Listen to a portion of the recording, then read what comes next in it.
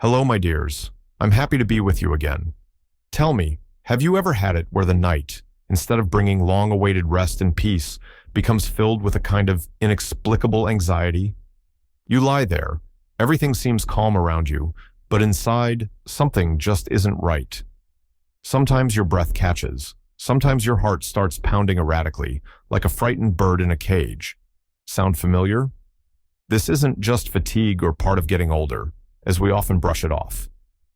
Very often, it's precisely at night that our wise heart tries to reach us, to send out SOS signals, while the hustle and bustle of the day doesn't drown out its quiet whisper. Why specifically at night? It's simple. When we lie down, the distribution of fluid in the body changes, and the heart has to work a bit differently. Plus, in the silence and stillness, we hear our body's signals much better. And amplifying these unpleasant sensations, turning a quiet night into an ordeal, are our seemingly innocent habits. A heavy dinner before bed, which lies like a stone, not just on your stomach, but on your heart too. Or a cup of strong tea or coffee in the evening, which spurs the heart like an impatient rider on a tired horse. I promise you today not just to list the alarming warning signs, but also to explain how simple, accessible changes in daily life can bring huge relief, restore peaceful sleep, and boost daytime energy. No complex diets or grueling workouts, just understandable steps based on self-care. Stay with me until the end, and you'll learn what to pay attention to help your heart and regain the joy of calm nights and energetic days. And one of the most common of these nighttime signals, which we'll start our conversation with, is shortness of breath when you lie down. Have you noticed that as soon as you lie down, it becomes difficult to breathe, and you have to prop your head up with more and more pillows, needing to sleep almost sitting up? This condition is called orthopnea, and it's not just an inconvenience. Imagine our heart as a tireless pump, circulating blood throughout the body. When it gets tired and isn't working at 100%, fluid can start to build up in the lungs, and when you lie down, this fluid, obeying the law of gravity, spreads over a larger area of the lungs, preventing them from working properly. That's where that feeling of not getting enough air comes from, as if a heavy stone has been placed on your chest. I remember an acquaintance of mine, Elizabeth. She's 72. She always loved settling cozily in bed with a book before sleep, but for the last few months, it had become a problem. As soon as she lay down, breathing became difficult. At first, she attributed it to the room being stuffy or just being tired from the day. She started adding one pillow, then a second, then a third. Building myself a fort, like in childhood, she joked. But deep down, anxiety was growing. It seemed to her that admitting this problem meant admitting her weakness, her old age. She was used to being active, doing everything herself, and the thought that her body was failing her was unpleasant. She remembered how easily she used to fall asleep, and it made her sad. But one night, the shortness of breath was so severe that she became frightened. The next day, she finally decided to talk to her daughter, and then to her doctor. It turned out her heart really did need support. But importantly, she understood that it wasn't her fault, but a signal from her body that needed a proper response. The doctor prescribed treatment, and Elizabeth herself made small changes. She started having dinner earlier and lighter, gave up salted nuts before bed. Salt retains fluid, remember? And you know what? Gradually, her nights became calmer. She still slept on 2 pillows, but she wasn't gasping for air anymore. The fear was gone. She felt not only physical relief, but immense psychological relief too. She was no longer ignoring herself. She took care of herself. Your breathing at night is an important indicator. Listen to it. If you're more comfortable sleeping sitting up than lying down, it's a reason to pay closer attention to your heart. But sometimes, the discomfort manifests differently. Another nighttime signal, easily mistaken for a common cold or allergy, is a sudden dry cough or wheezing when you lie down. Admit it. What's the first thought? Caught a cold, dust allergy, dry air in the room, maybe ate something wrong. We're ready to blame anything but the heart. This cough is often called a cardiac cough, or even cardiac asthma. Its mechanism is similar to that of shortness of breath. A weakened heart can't keep up with pumping all the blood flowing from the lungs, and fluid begins to accumulate in them. This fluid irritates the airways, causing a reflex cough or wheezing, especially when you assume a horizontal position. Imagine a sponge, slightly overfilled with water. It's not dripping, but it becomes damp and heavy. Roughly the same thing happens in the lungs. Here's the story of Robert. He's 68. Robert is a former construction worker, a sturdy man accustomed to ignoring minor things. For the last 6 months, he'd been bothered by a night cough. Not severe, but persistent, dry, occurring in fits. He'd wake up, cough for 5 to 10 minutes, then it would seem to subside. During the day, there was almost no cough. Old smoker's bronchitis acting up, even though I quit 15 years ago, he told his wife. He tried cough syrups, gargling, airing out the bedroom. Nothing helped. He felt awkward, complaining to the doctor about just some cough. He was a man, supposed to endure it. But the nights became increasingly restless. He wasn't sleeping well, became irritable. His wife, Mary, noticed the cough worsened specifically when Robert lay on his back. She persuaded him to get checked. Imagine Robert's surprise when, after all the tests and an ECG, the doctor said the cause of the cough wasn't his lungs, but developing heart problems. Fluid was slowly accumulating in his lungs, specifically at night. Robert was prescribed therapy to support his heart and advised to reduce salt intake to decrease swelling and the load on his blood vessels. He was skeptical at first. How is salt related to my cough? But he decided to try it. After a couple of weeks, he noticed with surprise that the nighttime coughing fits became less frequent and shorter, and then stopped altogether. He started sleeping better, his good mood returned. He realized how important it is not to dismiss the body's signals, even if they seem insignificant or illogical. Therefore, if an unexplained night cough, unrelated to a cold, bothers you or your loved ones, it might be that quiet signal from your heart. Don't ignore it. In addition to breathing and coughing, our heart can also send signals through its rhythm. The third nighttime visitor that can indicate problems is the sensation of a rapid heartbeat, palpitations, skipped beats, or arrhythmia, specifically at rest, at night. During the day, we might not notice it due to activity, noise, or stress. But in the silence of the night, when the body is relaxed, these flutters and pauses of the heart are felt particularly acutely. The heart suddenly starts pounding as if you've run a marathon, even though you're just lying in bed. Or conversely, it feels like it's skipping a beat, pausing for a moment, and then racing off again. This can be a very frightening sensation. Why does this happen? There can be many reasons, from quite harmless ones, like having a cup of coffee in the evening or experiencing stress during the day, to more serious ones related to problems with the heart's conduction system or ischemic heart disease. At night, when the vagus nerve, responsible for relaxation, is active, certain types of arrhythmias can manifest more frequently. Imagine your heart as an orchestra conductor.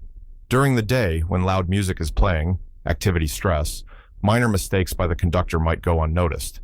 But at night, in the silence, rest, any wrong flick of the baton, any rhythm disruption becomes very noticeable. Remember Mary, Robert's wife. She's 75. She faced this problem herself. Periodically, as she was falling asleep, she felt her heart start beating unevenly, sometimes too fast, sometimes pausing. Like a bird beating in a cage, she described the feeling. Initially, she blamed it on evening tea or anxiety from watching the news. She tried breathing deeper, turning onto her other side, but the anxiety wouldn't subside. She was afraid to fall asleep alone. She started avoiding any excitement before bed, gave up strong tea and coffee after lunch. But the irregular beats sometimes returned. She felt helpless and vulnerable. Sharing her fears with a friend, she heard a similar story and advice not to delay visiting a cardiologist. The examination revealed Mary had a mild form of arrhythmia, which worsened with fatigue and stress. The doctor selected a small maintenance therapy for her and, very importantly, taught her simple breathing techniques to calm her heart rhythm. Mary also began practicing light relaxation before sleep, listening to calm music, reading gentle books. She realized her heart reacted not only to her physical state, but also to her emotional one.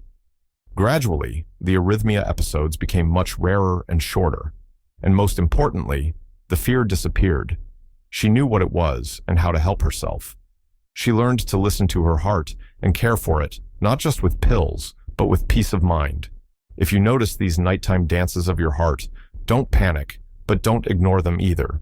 It's an important conversation your heart is trying to have with you. Sometimes, however, the clue comes not from the chest, but from our legs. The fourth sign to pay attention to, especially towards the evening or after a night's sleep, is swelling in the ankles and feet, edema. Perhaps you've noticed that by the end of the day, your favorite shoes feel tight, or the elastic from your socks leaves a deep indentation on your skin that takes a long time to disappear. Or in the morning, getting out of bed, you feel a certain puffiness in your legs. Of course, swelling can be caused by various reasons: heat, prolonged walking or sitting, problems with veins or kidneys. But very often, it's another signal from our heart. When the heart isn't working efficiently enough, it struggles to pump blood back up from the legs and feet towards the center of the body. As a result, under the force of gravity, fluid starts to accumulate at the lowest points, the ankles and feet. Imagine a system of rivers and canals. If the main pump at the station, the heart, weakens, water, fluid, begins to stagnate and flood the lowlands, the legs. At night, when you're lying down, the fluid might redistribute slightly, so the swelling may be less in the morning, but it builds up again by evening. Here's the story of James, 70 years old. James always prided himself on his mobility, loved walking in the park, but recently he started noticing that by evening his legs felt heavy, filled with lead, and noticeable swelling appeared on his ankles. Just age-related, probably. Or, I walked too much today, he thought. He tried wearing looser shoes, tried to sit less, but the swelling didn't go away, and sometimes it got even worse. He felt awkward, embarrassed by his swollen legs, tried to wear looser trousers. He felt tired and heavy, not just in his legs, but throughout his body. His wife, noticing these changes, started to worry and persuaded him to get his heart checked. The diagnosis revealed the early stage of heart failure.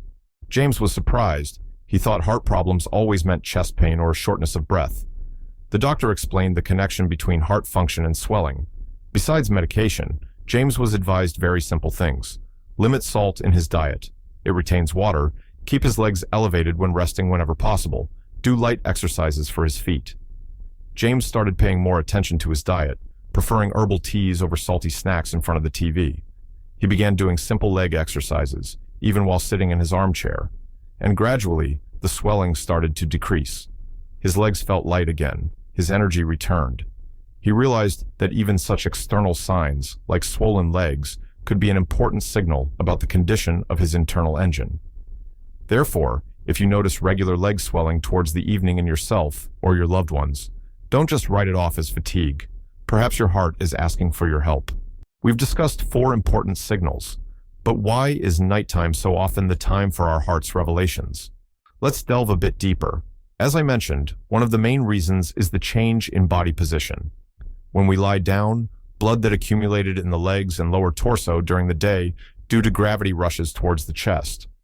A healthy heart easily handles this increased workload, but if the heart is weakened, it becomes harder for it to pump this extra blood, which leads to congestion in the lungs, causing shortness of breath and cough, or worsening edema in other body parts.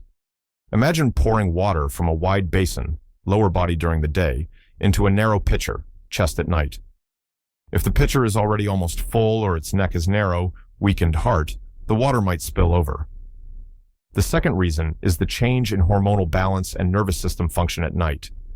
During the day, our body is under the influence of stress hormones, like cortisol, and the sympathetic nervous system, which help us be active, alert, and respond to challenges. They can also mask some heart problems by maintaining its tone. At night, however, the parasympathetic nervous system, rest system, activates, the heart rate slows, and blood pressure decreases. And against this backdrop of rest, certain rhythm disturbances, arrhythmias, or heart muscle weakness can become more noticeable, like a quiet knock in a silent room. The third reason is simply the lack of distractions. During the day, we are busy with tasks, communication, work. We are surrounded by noise and bustle. We might simply not notice mild shortness of breath when climbing stairs or a fleeting skipped heartbeat. At night, in silence and stillness, we are alone with our body, and the slightest signals, the slightest discomfort come to the forefront. It's like in an old house. During the day, you don't hear the creaking floorboards or the humming pipes, but at night, every sound seems loud and significant. Night doesn't create the problems. It merely removes the camouflage of the day, allowing us to hear what our body is trying to tell us. And that's good, because it gives us a chance to react in time.